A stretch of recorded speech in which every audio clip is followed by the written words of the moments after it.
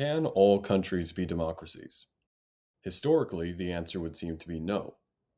How could a country like Russia or China ever hope to be democratic when they've remained autocracies even through multiple radical regime changes? It just seems as though when a nation has lived under authoritarianism long enough, it loses the understanding or even desire to become a democracy. In my opinion, this theory leaves out far too much nuance to be accurate, though. No form of government is static, and no people truly wishes to be oppressed. I think one of the clearest demonstrations of the failures of this explanation is in the Republic of China. Now situated solely on the island of Taiwan, the ROC was able to make the transition from a quasi fascist one party state to a democracy on par with countries with democratic traditions going back centuries in only a few years. So, how did Taiwan do this? After the end of World War II, Japan returned Taiwan back to China. China, though, did not really exist. It was divided between the communists under Mao and the Kuomintang Nationalist Republic of China under Chiang Kai shek. Japan surrendered Taiwan to the nationalists. By 1949, corruption, lack of popular support, and a series of military defeats had forced the KMT to retreat to Taiwan as the mainland fell under communist rule. However, the Kuomintang's nationalist philosophy would remain centered on mainland China. Chiang Kai shek treated Taiwan as a minor and culturally heretical part of a greater Chinese nation, forcing the population to speak Mandarin and generally hide their Taiwaneseness. He was so adamant of Taiwan's insignificance that he maintained a Taiwanese provincial government under the national one, and allowed elected legislators to keep their positions for life, despite their constituents now living under a different government. Chiang Kai shek's neglect added to the continued brutality and corruption which had made him so unpopular on the mainland.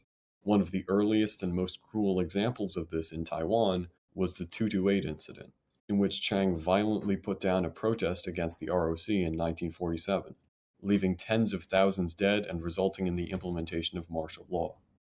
It would be the first of a series of similar incidents over the coming decades, together known as the White Terror. Chiang Kai shek wouldn't live forever, though, and when he died, he gave his position to his son, Chiang Ching kuo. At the same time, many of the other initial supporters of the Chiang regime, who had come from mainland China after the Civil War, were also dying or retiring. With this change in leadership came a stark change in policy. For the first time, people could speak against the government and print and broadcast in Taiwanese. Chiang Ching kuo also tolerated the Tangwai, an underground opposition group who would eventually become the Democratic Progressive Party, the KMT's political rivals. To boost the economy, he launched several major construction projects, including the aptly named 10 Major Construction Projects.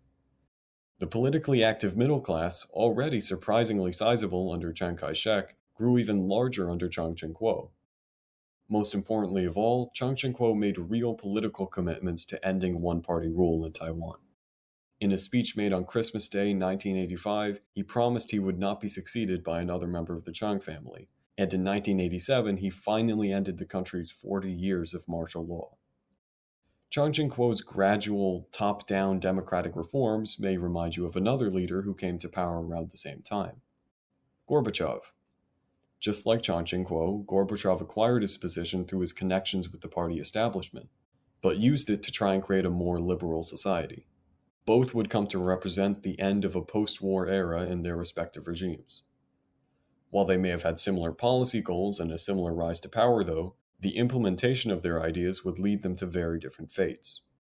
Gorbachev's reforms led to an attempted coup by Conservative Party members, and the dissolution of the Soviet Union soon after. No such thing happened in Taiwan.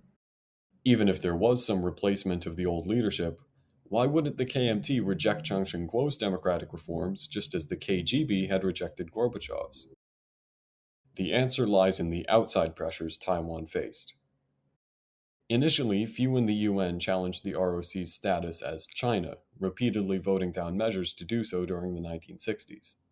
Obviously, the ROC's position had always looked shaky given that it did not actually control most of China, but capitalist countries dominated the early UN and they didn't want to enter another communist nation, especially not one that would have a permanent seat in the Security Council. However, the Cold War politics that had maintained the ROC's position would soon shift. Decolonization increased the number of PRC sympathizing member states, and the Sino-Soviet split increased Western support for Communist China as a counter to the USSR.